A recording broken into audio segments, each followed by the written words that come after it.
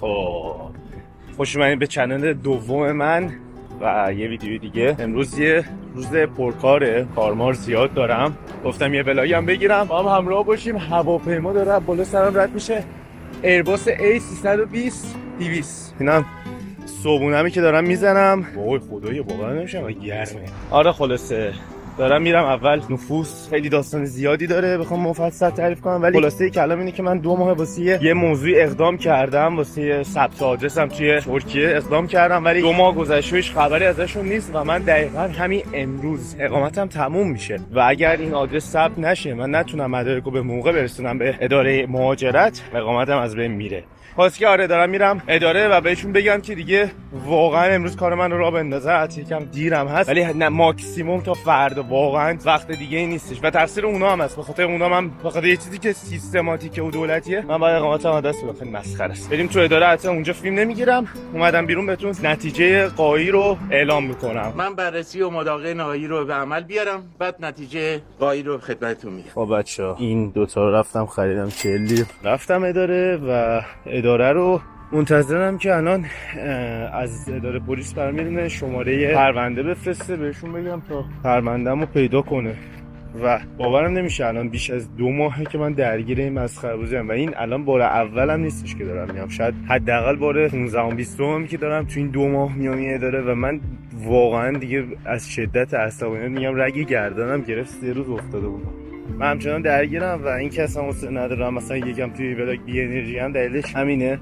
خیلی عصبی ام واقعا، اصلا مغز و اعصاب و روانم داره داغون میشه دسته این مسخره بازی. بچه‌ها ساعت 5 بعد از ظهر اداره بست. هنوز که هنوز کار من انجام ندادم و امروز هم دوباره اداره بست و من دست از پا دراستر از ساعت 2 که اومدم تو این ظل آفتاب اینجا وایستادم تا 5. حالا فردا صبح من میام دوباره دیگه، دوباره مجبورم بیام. یعنی کاری هم از دستم بر نمیاد ولی دیگه آره دیگه بعد فشار خورد و سکوت کرد، هیچ کار دیگه نمیشه کرد. برم سوار اتوبوس متروشم برم اون سر دنیا یه مقدار پول اکسچنج کنم دیگه. یه جوری شده که هر روز باید بری پول دلار و اینا اکسچنج کنی تا بتونی زندگی کنی. انقدر هزینه‌ها رفته بالا که اصلا یه چیز عجیبی شده. آب بسیار یخ تو این هوا، واقعا فقط آب یخ نشسته.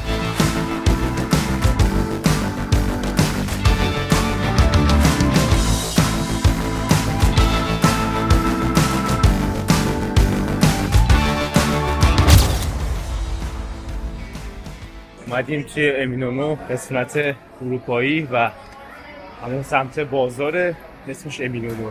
خیلی حال هوای قدیمی خوشگلی داره اینجا، ولی خب چون الان تابستونه من خیلی این سمت نمیام چون خیلی شلوغه. یعنی نگاه کنین توریستا خیلی دیگه همشون اینجا میان دیگه سمت کاپالی چارچی و بازار بزرگ ولی خیلی همچین محیط قدیمی باحالی داره و مغازه‌های خفن و چیزای جالبی داره اینجا.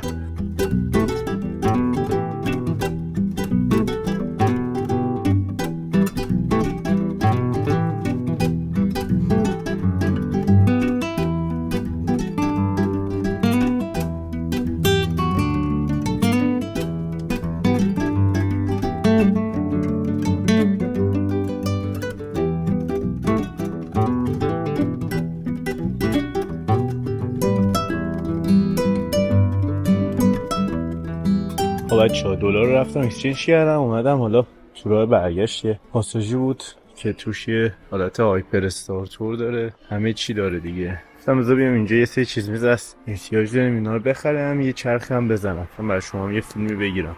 تلویزیون 6500 خوبه، حتی برند دیجیتسو، همینش چه برند نونیمیه، کیفیتش هم خیلی مالی نیست. جارو برقی 1200، البته آشغال ترین جارو برقی دوش 1200 لیر. قیمت ها رو تو خدا. قهوه ساز از اینا 101 لیر، قابلمه 89 لیر.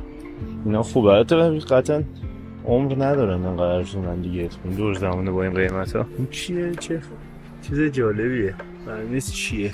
اینجا دوباره یه چیز واسه آشپزی و کیکپزی و این کارها و چقدر خوشگله این، ولی 249 لیر شده یه 3 تا دونه لیوان مسخره. 249 لیر. قبلا اون موقعی که اومده بودم استانبول مثلا توی برندهای خیلی گرون که میرفتی قیمت ها اینجوری بود، الان دیگه اونجوری نیست. واقعا ورشکست اقتصادی شدن. حتی همونطور ایران دیگه، میگم همه جای دنیا همینه دیگه الان. حالا شاید به سری جا بهتره وضعیت ها، نمیگم حالا همه جای دنیا همینه، ولی اینجا که فعلا اینه. این الان یه دونهش 80 لیره، خیلی خفنه، خیلی گرونه. ولی خب اینجا یه سری وسایل خونه دیگه است، مثل میز و تخت و کمد و اینجور چیزا. تخت 6000 لیر، تخت یه نفری که من قدم این بلندتره به خدا. اینم حال پذیرایی خونمونه.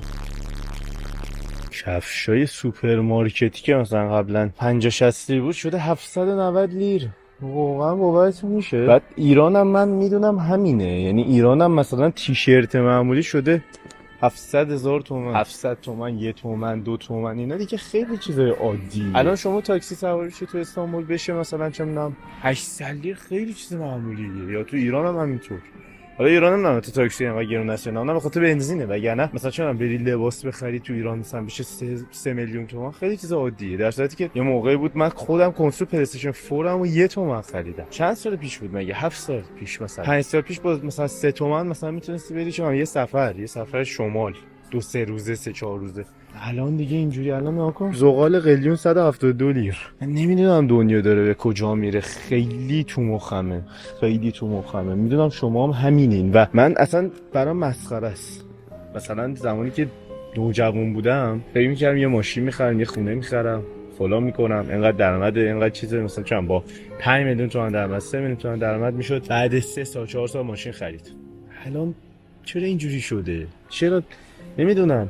آره خلاصه نمیدونم چی شده، نمیدونم چرا اینجوریه، چرا داره این شکلی میشه. واقعا جوونیای ما مسخره شدن. صحبتش بود با یکی از دوستام، مادر پدرای ما زمان مادر پدرم یعنی مثلا 30 سال 40 سال قبل می‌خواستن یه زندگی شروع کنن با حقوق کارمندی، حقوق همین کارهایی که الان مثلا میشه وارد شد، کارهایی که تخصص ندارن، مثلا چرا پزشکی اینا، نه کارهای ساده، کارمندی فلان بهمان بیسار اینجور کارا مثلا میرفتی توش. بعد 3 سال ماشین خودتو می‌خریدی، بعد 1 سال 2 سال ماشین خودتو می‌خریدی، بعد 3 سال 4 سال خونه خودتو می‌خریدی.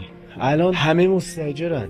الان همه، یعنی اون کسایی که اون زمان خونه‌شون رو خریدن، اون زمان ماشینشون رو خریدن، الان بردن دیگه. بعد یه مدت بعد تونستن ماشینشون رو عوض کنن، بهتر کنن، بعد یه مدت خونه‌شون رو بهتر کنن. ولی همین دور زمانه جوری شده که جا برای پیشرفت خیلی محدوده. حالا من اینا نمیگم که یعنی مثلا ناامید بشین یا مثلا من خودم ناامید شدم. آدم همیشه تو هر لحظه از زندگیش باید تلاش کنه، ولی دور زمانه هم مسخره شده. خب بچه‌ها ساعت تقریبا 8 و من رسیدم خونه. مرسی که این 3-4 ساعت رو بیشتر 5-6 ساعت با من همراه بودید. آخرین ویدیو چنل اصلی رو از دست ندید، براتون اینجا میذارمش. سابسکرایب کنید این چنل رو، اون چنل رو ساب کنید، لایک و کامنت رو نافرموش نشه. نظراتتون راجع به حرفایی که زدم من بهم میگه. خیلی چسناله کردم ولی گفتم یه صحبت ریزی هم داشته بشه. خیلی مخلصیم. فعلا خداحافظ.